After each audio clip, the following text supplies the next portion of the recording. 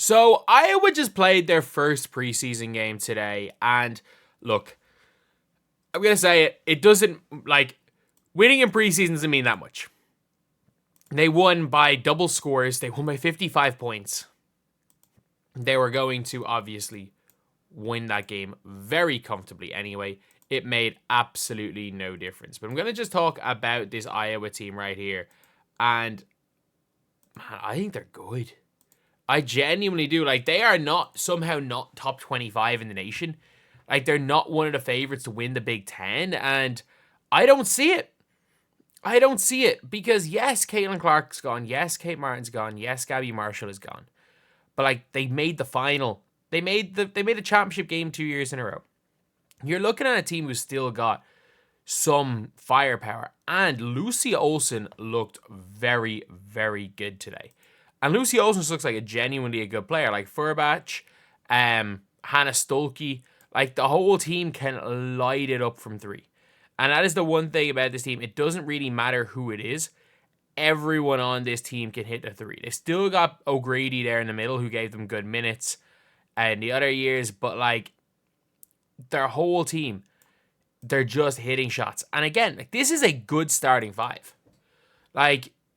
McCabe is hitting shots. Lucy Olsen playing the one, which is going to be quite interesting because she was the top scorer in college basketball, not named Caitlin Clark or JuJu Watkins last year. She was the third leading scorer, and she could, she's on National Player of the Year watch. They have her as a potential National Player of the Year candidate. Is she the favorite? No, I think that's JuJu at the minute. But she is one of those players that they're considering having a shot at winning it. And you've still got a player that could honestly be a WNBA player in a couple of years in Hannah Stolke.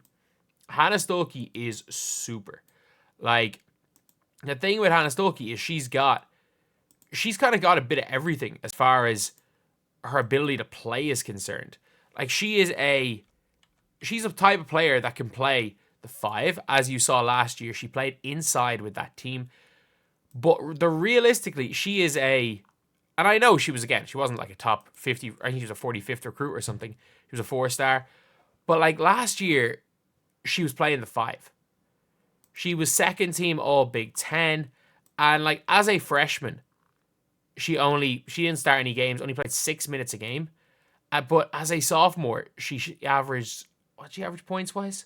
14 a game?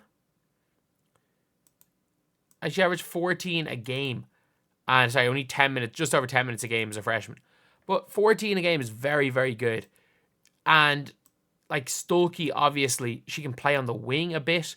She's someone that is going to be kind of your prototypical modern running power forward. If she can get that three ball down, I know she had a couple today, but it's going to be interesting during the season because,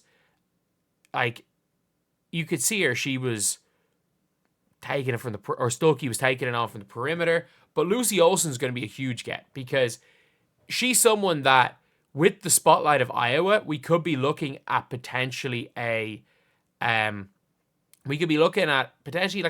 or third round WNBA pick. Probably maybe a second round pick, probably third round, and she can score. She can really, really score. And that being said, Sydney Fulters not back yet. So you've now got a super, super, super good team. You've got a team that's not going to compete, highly unlikely to compete with USC, highly unlikely going to compete with Iowa. But you're looking at a team that's going to make the tournaments and might make a little bit of noise. Lucy Olsen is that level of player. Hannah Stolke's that level of player. And when you add in, O'Grady can play. And not only that, whatever about this year, the future is so, so bright for Iowa because you're seeing it now. Jan Jensen's coaching them. Everyone seems to like Jan Jensen.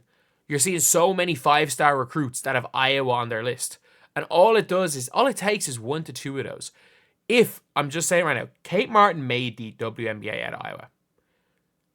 If Lucy Olsen makes the WNBA, doesn't matter where it is, if she's just drafted, you're going to start to see more and more players look to go to Iowa. You're going to see players looking to transfer in. It seems like a good culture. Like, you're now looking at a lot of, I think, is it next year or something, the number 6 recruit in the country is like projected to go to Iowa. Whereas it was realistically just Caitlin Clark. Like, it's not like Megan, as great as Megan Gustafson was. Like, she was exceptional. Absolutely exceptional. Megan Gustafson was not Caitlin Clark hypes. I know she won National Player of the Year in college.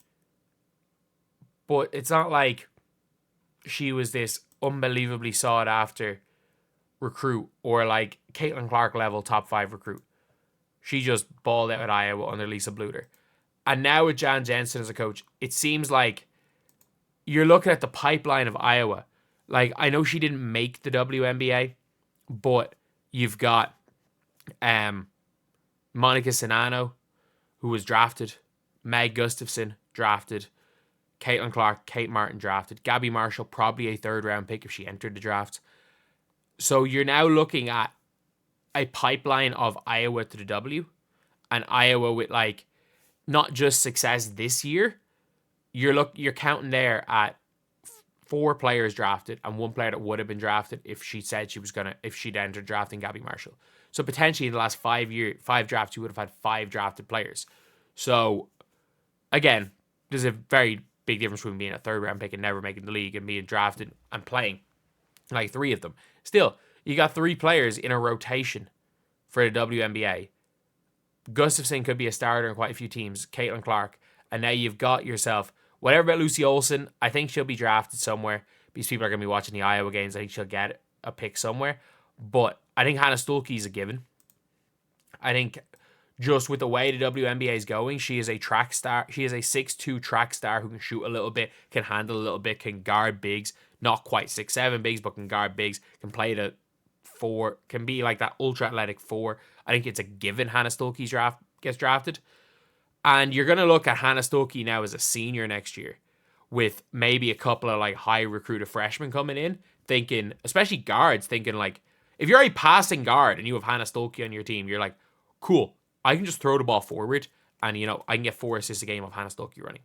So, yeah, it's a very, very interesting one. But I think Iowa are going to shock some people this year. Do I think they're going to win it all? Hell no. But do I think they're going to be a lot better and competitive? And do I think they got a shot at winning the Big Ten? Yeah. I think they got a shot. They got a shot. Obviously, with USC there, it's not a given.